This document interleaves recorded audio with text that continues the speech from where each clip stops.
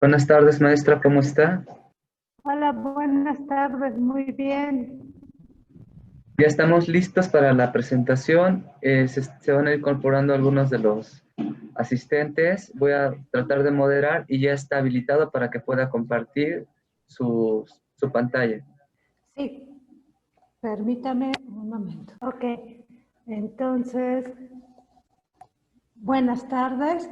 Mi nombre es Abigail, sommelier de té de Luyu Casa de Té, y les agradezco mucho por la invitación a esta plática acerca del té. Vámonos a las dudas. Vamos a empezar. Les voy a platicar un poco de nosotros.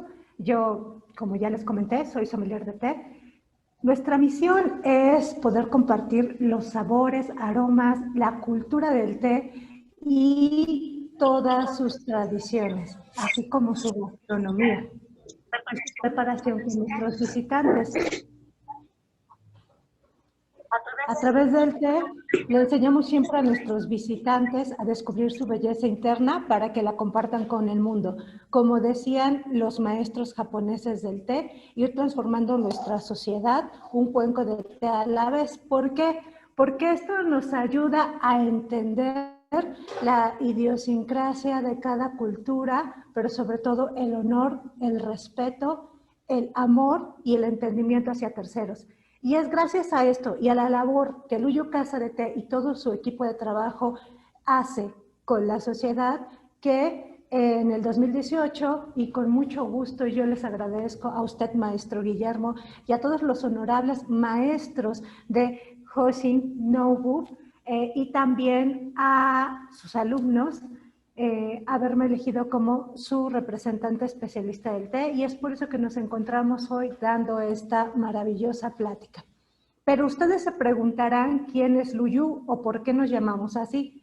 Pues fácil, Luyu es un maestro del té, es el gran maestro del té. Nace en el año 733 y si lo vemos desde otra perspectiva, digamos que es como el santo del té aquí en México.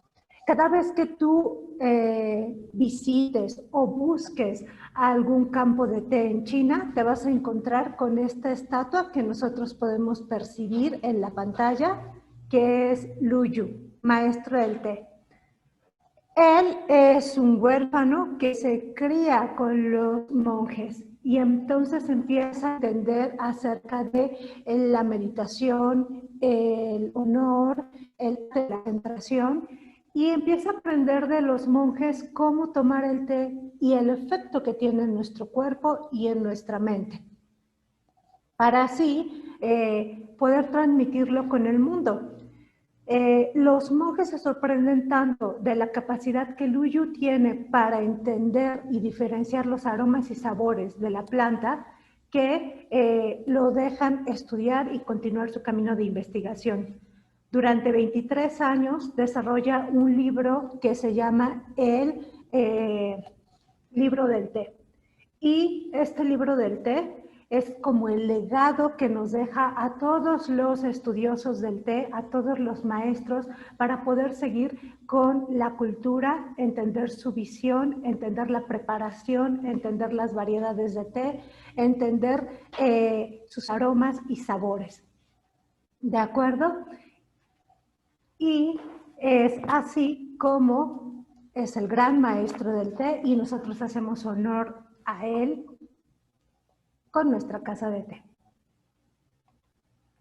¿Pero qué es el té? Todos se han de preguntar. Bueno, muchas veces me dicen, Avi, dame un té de manzanilla, un té de gordolobo, un té de menta. Pues bueno, simplemente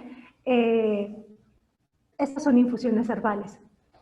Es cierto que todas las plantas se pueden infundir y entonces a todas se les debería de llamar infusión.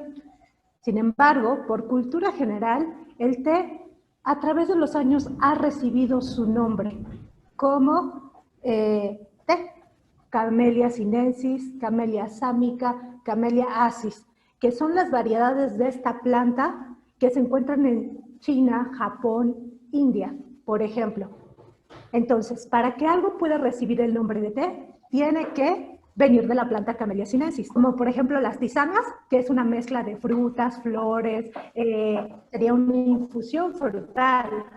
Y también le podemos agregar a eso manzanilla, hierbabuena. Entonces es una mezcla de una infusión frutal con una infusión herbal. Pero solamente, y recordemos por favor, que a lo que se le puede llamar té es a lo que proviene de la planta Camellia sinensis, Camellia sámica o Camellia acis. Se han desarrollado otras variedades a lo largo del tiempo y de la investigación, pero estas son las principales. De esta planta podemos sacar, al menos les puse, estas 5 principales variedades, que serían el té blanco, el té verde, el oolong tea, el té negro y el puer. ¿De acuerdo? El té blanco, si ustedes pueden ver, tiene un licor que es el más claro de todos. En esta imagen podemos percibir cómo se presentan de izquierda a derecha según su intensidad, pero también el tipo de procesos que llevan. Y ya les iré platicando un poquito más.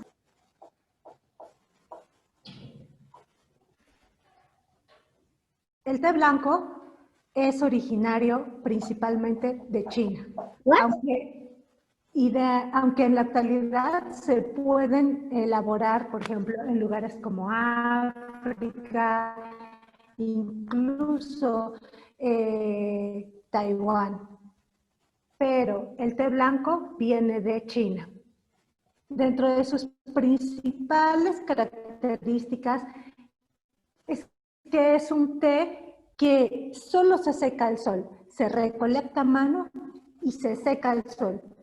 Se dice que es el té que contiene los más altos grados de antioxidantes, anticancerígenos y que además revitaliza nuestro cuerpo. En la antigüedad se creía que este té solamente podían tomarlo los emperadores y era el elixir de los emperadores. Así que la leyenda cuenta que doncellas puras con tijeras de oro cortaban los brotes del té para así podérselos dar al emperador después de ser puestos a secar en el sol, y este podía seguir conservando la longevidad y la salud de la cual disfrutaba. Entonces, por eso es que tiene un grado muy alto, tanto de valor como de costo. Para producir 1 kilo de té, se necesitan más de 10,000 brotes de té. Y eso representaría un día entero o más en un campo de trabajo. Si nosotros fuéramos a recolectar, quizá nos tardaríamos muchísimo y ni siquiera estaríamos recolectando más de tus dedos. Esos son los tricomas, que reflejan que es un té tierno, que acaba de nacer y que además por lo mismo goza de cierta dulzura y de todos los sabores, aromas, pero sobre todo propiedades del té en su máxima expresión. También en China se producen tés verdes, como es este que les muestro en la imagen. Este es un pilochún, que también tenemos en la casa de té. O se llama también caracol de primavera. Es un té que es enrollado a mano, que es secado en wok. Esa es una de las principales diferencias entre un té verde y un té chino. El té chino se seca en woks, es decir, a la parrilla, por así decirlo, con calor, para poder conservar sus notas y evitar la oxidación. Si ustedes se dan cuenta en la imagen, el té parece estar enrollado, y esto es debido a que las mujeres con la palma de su mano lo secan, y por eso nuestras hebras de té se ven como enrolladas. Que también proviene de China, es el Golden Monkey, que es este. Si ustedes pueden percibir, podemos encontrar hebras de té que son un poco marrón, pero también doradas. Y si lo viéramos, nos daríamos cuenta que esos tricomas de los cuales les hablé en el ginseng están presentes también en el Golden Monkey. ¿Por qué? Porque es un té de alta calidad que sí está oxidado, por eso su color. Este té se oxida para tener sabores más fuertes que impacten a nuestro paladar, como podrían ser las nueces, las mieles, las flores rojas. Y dentro de las leyendas se decía que este té era el té del dios mono. Entonces era el té para dar vitalidad a los hombres, para reconfortarlos, para hacerlos valientes y sobre todo era un té de dioses. Entonces, si yo les puedo platicar un poco acerca del té, entendemos que cada tradición, y es lo que más me maravilla y me fascina, representa la idiosincrasia de las personas. Desde cómo están cultivados los campos de té, desde cómo, qué instrumentos, su vajilla, utilizan para prepararlo. Por ejemplo, en China encontramos una perspectiva más shintoísta. ¿Qué quiere decir shintoísta? Más enfocada a lo místico, espiritual, a los dioses, a lo místico. Entonces, por eso es que sus nombres tienen que ver con las mitologías. ¿De acuerdo? Vamos a pasar al té japonés. Esta es una breve plática que les doy acerca del té para que podamos entenderlo mejor, para que podamos conocerlo. En Japón, el té llega a través de los monjes. Muchos creen que todo se inició en Inglaterra, pero esto es mentira. El té tiene su cuna, surge y nace en China. De China, los monjes se lo llevan a Japón. Y en Japón, los monjes lo plantan.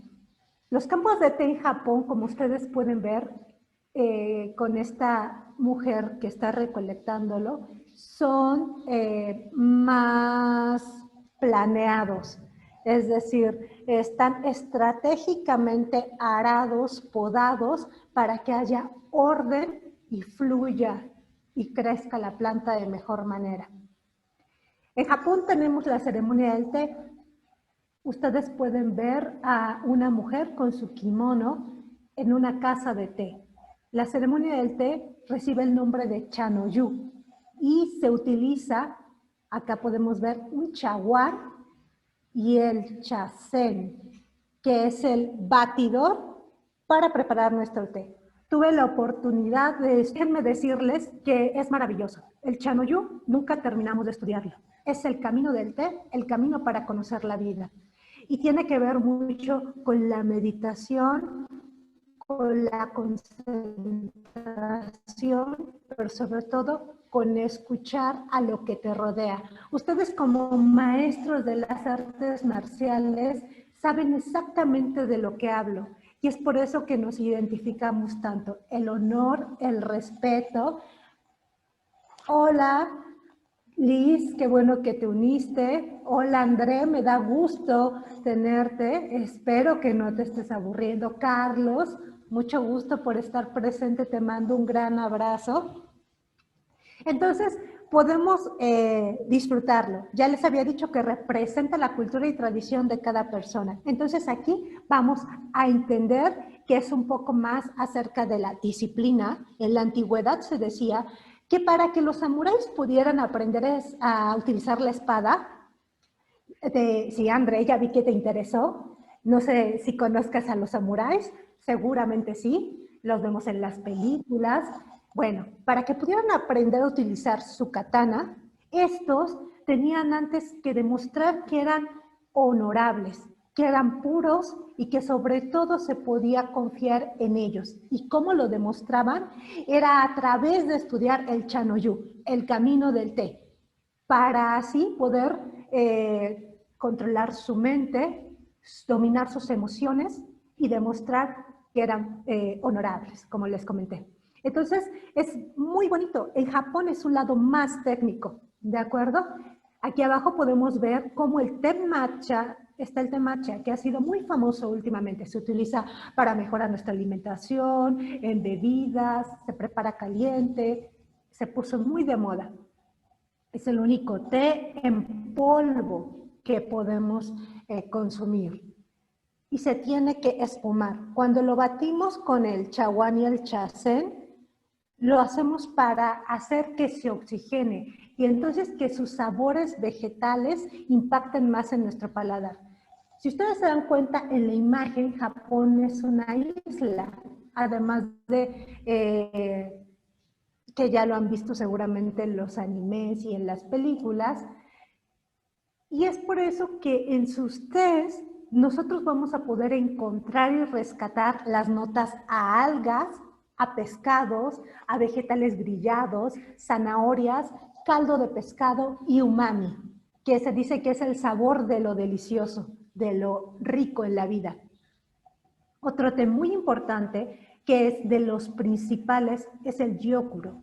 El gyokuro es el té más, bueno, uno de los tés más caros que existen en Japón, porque el procedimiento para elaborar este té también es con secado a vapor, pero además se tiene que hacer durante 21 días. El té está reposando bajo mallas especiales. Esto incita al té a sacar su mejor expresión y a trabajar constantemente y también a que su glucosa quede conservada, sus vitaminas, sus aminoácidos y que pueda perdurar. Si nosotros pusiéramos al té en el sol, este crecería de manera más rápida y no podríamos extraer de la misma manera todas sus propiedades y nutrientes. Obviamente el gyokuro requiere de mucha elaboración, mucho trabajo manual. Y es por eso que este té podría ser incluso una moneda de cambio que solamente los diplomáticos en sus diferentes grados pueden disfrutar.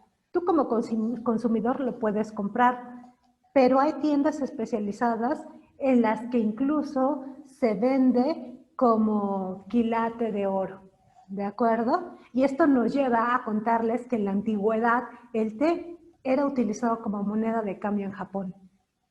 Y pasamos así a la siguiente historia, del genmaicha. Este té, como lo pueden ver, es una mezcla de té sencha, un té verde, con granos de arroz, y acá podemos ver en la imagen que tiene palomitas.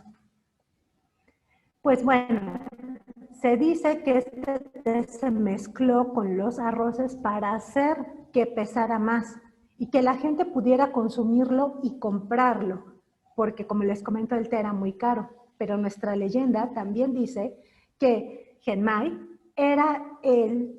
Entonces, todas las tardes este samurái tomaba su té y le pedía a Genmai que se lo llevara. Al ser un producto muy preciado, solo en él podía confiar, porque era honorable.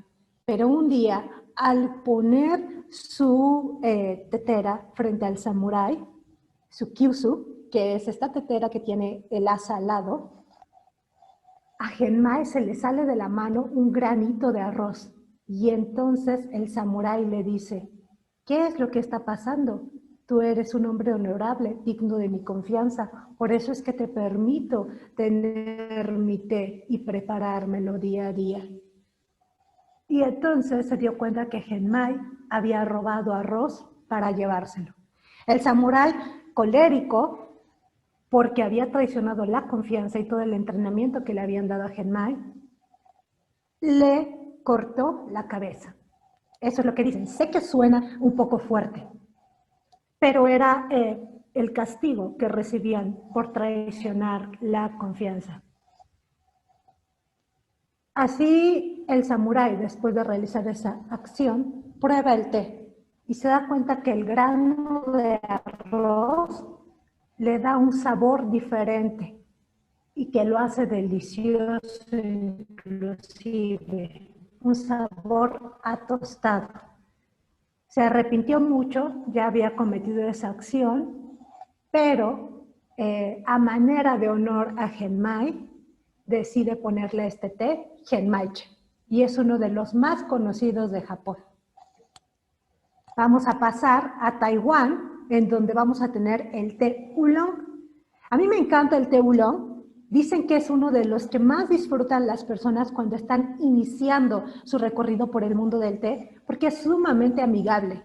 Porque en el oolong podemos ver, si te das cuenta, André y Carlos, cómo es que se ve enrollado, como si le hubieran hecho bolita el té. Y eso es porque efectivamente lo recolectan y en su elaboración artesanal toman las hojas de té y los enrollan a partir de 5 kilos más de 45 veces para que pueda conservar esta forma, que es medio esférica, pero también dicen que es para que sus sabores se intensifiquen y su aroma.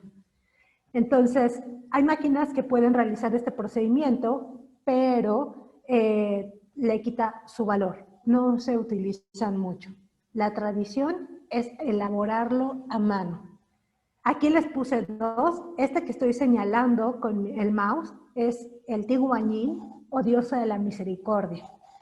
Bueno, la leyenda también nos dice que es un regalo de la diosa Tikuanyin para los seres humanos, para recordarles que siempre deben de tener misericordia, pero fortaleza como el hierro. Este es, si ustedes se dan cuenta, es muy verde en sus hebras de té y es un té que tiene notas un poco más vegetales y una oxidación en un 30%. Este té se oxida y se enrolla a mano. Aquí también puse, porque tiene que ver mucho con su filosofía, la filosofía de ustedes, el Milk Oolong. Me encanta este té porque nos enseña que toda persona, toda situación es una joya. Y a medida en el que nosotros tomamos el tiempo exacto para prepararte, para desarrollarte, tienes paciencia y esmero en lo que haces, entonces podemos rescatar, hola Eduardo, los mejores sabores y lo mejor de cada uno. Este té se tiene que recolectar justo antes de que inicie el invierno. Los grandes maestros del té de Taiwán lo hacen así, y si se te pasa por poco, el té se echa a perder, pero si lo haces en el momento exacto, puedes rescatar esos deliciosos sabores del Milk Oolong a dulce de leche, a mantequilla, a duraznos. Entonces es maravilloso probarlos. Todos estos tés los tenemos disponibles en Luyo Casa de Té. Después, cuando sea posible, me encantaría hacer presencialmente con ustedes una cata. Y debido a esto, hay muchas falsificaciones y copias del Milk Oolong. Le agregan leche en polvo para que hagan muchas veces saborizantes a dulce de leche. Pero tú lo puedes reconocer fácilmente la textura que el licor de té te da, que es untuosa en el paladar. Y dice que los seres humanos, al descubrir esta planta que la tenía resguardada el dios dragón, le piden permiso para poderla compartir con el mundo. Y el dragón da su aprobación para que así pueda ser.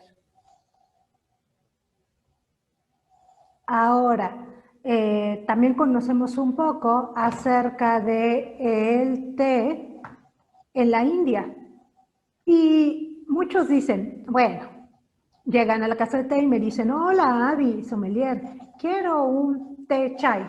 Y entonces lo que yo les digo es, bueno, un té chai, me está diciendo, ¿quieres un té té? Porque chai en ruso y en hindú, en indio, significa té. Entonces, ¿qué es el chai? Bueno, pues el chai es una preparación que se hace con té rojo, diferencia entre el té rojo y el té negro. Se hace con té rojo y se le agregan las especias, leche, muchas veces mantequilla. Cada uno tiene su receta en India. ¿Y por qué se utiliza esta preparación? Pues porque están sometidos a veces a cambios de clima, porque su rutina es muy fuerte y es un sustituto, digamos, como del café. Entonces hace que su cuerpo entre en calor, tenga energía, pero además estén tranquilos, con la mente tranquila. Esa es una de las mayores bondades y virtudes que tiene el té, que a comparación del café, si nosotros lo tomamos, sí, nos da al instante energía y entonces nos da el rush y nos sentimos súper bien, pero después de un tiempo nos sentimos apagados y cansados de nuevo y tenemos que tomar más café.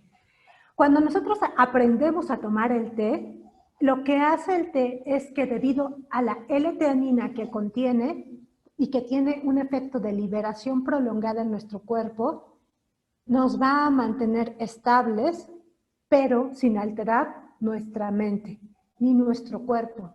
No nos va a provocar taquicardia. Esto se logra a medida de que vas desintoxicando tu cuerpo y vas tomando el hábito de disfrutar el té. Y es por eso que en India toman el té. Inclusive, si tú buscas después de la plática imágenes, hay carritos que te venden en cada esquina el té, en pequeños cuenquitos que después de tomarlo los tiras a la calle. Bueno, tienen la costumbre de tirarlos a la calle, no deberías, y siguen su camino. Y en el tren te pueden vender el té, también chai.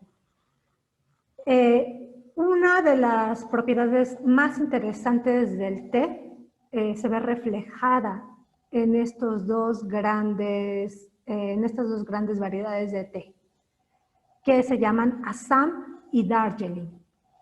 El Assam, digamos que es un té que se cultiva en un territorio que es más bajo, que queda más a nivel del mar, es más salvaje todavía, digamos así, un poco más desordenado sus campos de cosecha y de cultivo. Y esto nos da un sabor que es más fuerte. Vamos a encontrar en las notas del licor del té, notas a flores rojas, a duraznos, a almíbares, a mieles. Es delicioso, pero es más fuerte. Y esto se debe a la altura en la que crece el té. Y aunque se encuentra en la India, tenemos alturas diferentes. A más de 5,000 metros de altura del mar se encuentra Darjeeling. Y me fascina porque se conoce como la champán del té, ya que tiene unas notas que son más sofisticadas, más delicadas, su licor es más transparente y podemos percibirlas. Igual, las mieles, duraznos, más como uvas en este té. Un moscatel podría compararse, un dulzor, flores blancas, melón, pan tostado. Entonces, con esto quiero darles la idea de cómo la altura influye en el sabor del té. Ya vimos nosotros que en Japón, por ejemplo, eso sería el terroir. Le va a dar a nuestro té notas a arroz por los campos de cultivo de arroz que hay, le va a dar más fortaleza, le va a dar sabor a mar porque está rodeado de mar, y entonces aquí nos va a reflejar el sabor de los duraznos, las mieles, las flores, ¿de acuerdo? Y también el Assam nos va a dar un sabor más fuerte, mientras que el Darjeeling, al estar más arriba, a mayor altura, nos va a reflejar un sabor más sutil. También lo pueden ver incluso en el color de las hebras de té.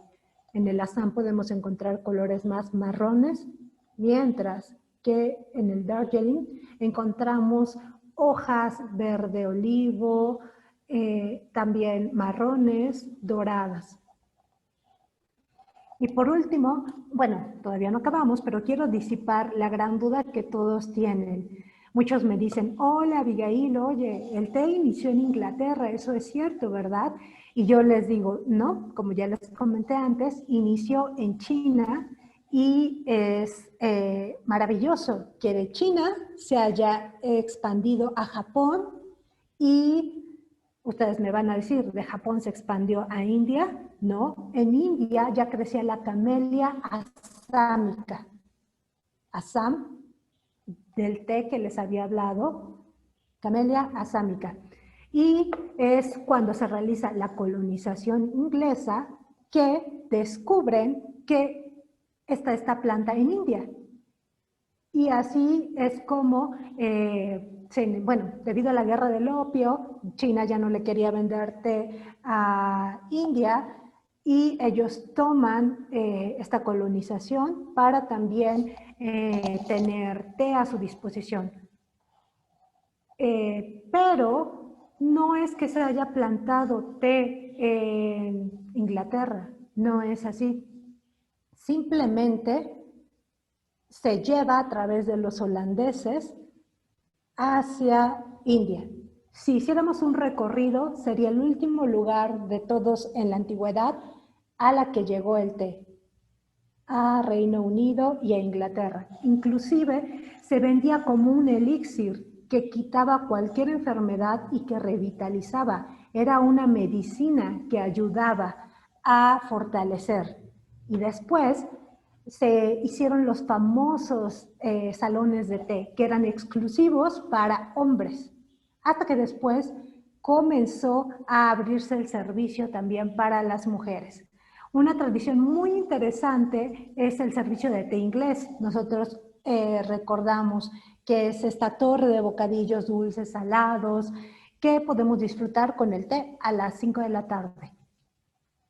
Pues bien, se dice que esta tradición se inició cuando Catalina, que era esposa de Carlos, bueno, un rey de Inglaterra, le dijo a su sirvienta que ella tenía hambre porque no podía llegar del desayuno a la cena sin comer algo, que estaba famélica y que tenían que hacer algo para solucionar el problema. Y aquí es cuando Catalina de Portugal, que tenía su gran brote de té que le habían dado en su boda, decide hacer como una pequeña tarde de té, una merienda, un pequeño refrigerio para poder soportar hasta la noche y comienza a tomar sus bocadillos con el té y después dijo, bueno, esto está muy rico, pero necesito compañía. Vamos a llamar a mis amigas, las mujeres de la corte. Y entonces comenzaron a reunirse y obviamente todo lo que hacía la realeza, el pueblo lo quería imitar porque significaba estatus y así es como el pueblo comienza a imitar estas tardes de té y se asientan como parte de la historia, parte de la tradición, al grado tal que en tu contrato en Inglaterra y en Holanda puedes tener y firmar que a las 5 de la tarde es tu hora del té y tienes que tomarlo. Y si no se respeta eso, es una grave violación de la ley. También, si ustedes pueden ver aquí, se ve a los jóvenes tomando el té. Antes las familias adineradas, cuando tú entrabas, lo primero que podías ver en su casa era una pintura en donde se encontraba toda la familia con su juego de té y un caddy. Así se le llamaba a la cajita en donde guardaban media onza de té y esto representaba que eran familias adineradas. Solo las personas más ricas podían ostentar de este lujo, de tener un juego de té tan grande, una pintura con el té y disfrutar. Era algo de orgullo. Muchas personas comenzaron a copiar los juegos de porcelana china. Y se creó la porcelana inglesa, ya que era tanto el furor por tener ese estatus que no sé si ustedes sepan que se le coloca una nube de leche al té en Inglaterra. Y esto es porque colocaban primero su leche que temperaba su porcelana y después colocaban el té. ¿Qué hacía esto? Evitar que descubrieran que tu porcelana era falsa. De otra manera, la porcelana se rompía y entonces quedabas ante la sociedad muy mal, porque no tenías el estatus del cual estabas presumiendo. Entonces, por eso le colocamos un chorrito en Inglaterra de leche a nuestro té. Y antes de cualquier cosa, último mito, que cuando tomamos nuestro té con nuestra tacita debemos de subir el dedo porque es una señal de que tenemos cultura y que tenemos mucha educación. Esto es mentira. En la actualidad está muy mal visto subir el té. Inclusive, si tú asistieras a una fiesta de té, de las cuales a veces preparamos para diplomáticos o ceremonias muy especiales, sería una de las situaciones por las cuales serías mal visto. Y es que en la antigüedad se solía ser permisivo que los hombres tuvieran más de una esposa. Y entonces cuando la sentaban en la mesa, la esposa que no era la original, que era la ilegítima, tenía que alzar el dedo para que la reconocieran. Y también se dice que en los salones de té, las mujeres que alzaban el té eran mujeres que ofrecían sus servicios. Y también que era un reflejo que dejaba la polio que había estado presente en esos días y que por eso tenían el dedo en esta posición, pero nunca como un símbolo de educación. Entonces, hoy aprendimos algo también nuevo. No los quiero ver levantando el dedo. Y por último, quiero contarles que así como sabemos que estamos pasando por una etapa de dificultades, de situaciones que nos mueven, en nuestra primera pandemia, nadie estaba preparada para esto. Y a todos nos está impactando en diferentes grados y a nivel emocional. Entonces, como ya les había comentado, nosotros, Luyu Casa de Té se dedica a reconfortar el espíritu de las personas. Hola, mi nombre es Abigail, sommelier de té de Luyu Casa de Té. Y en esta ocasión, con mucha alegría, quiero hablarte un poquito más acerca de nuestro estuche Resiliente. Resiliente no solo es una colección de 21 tés premium de alrededor de todo el mundo, es un entrenamiento que día a día te dará un mensaje desde la sabiduría de los tés y un ejercicio para ayudarte a descubrir tu fuerza y poder interno, para que así este momento de incertidumbre sea más llevadero y puedas descubrir tu verdadera meta en esta vida. A través de 21 días vas a poder saborear y degustar excelentes tés y además apapachar tu corazón. El mejor ejemplo de resiliencia es el té, ya que no importa si le colocas agua caliente, este va a dar su mejor expresión y es solo hasta ese momento en el que se vuelve algo intangible, conoce su verdadera belleza y fortaleza y deleita a todo el mundo, volviéndose trascendente. Te invito a pedir tu estuche resiliente al 247-1647 o en nuestro Facebook, Luyu Casa de Té. Estamos para servirte.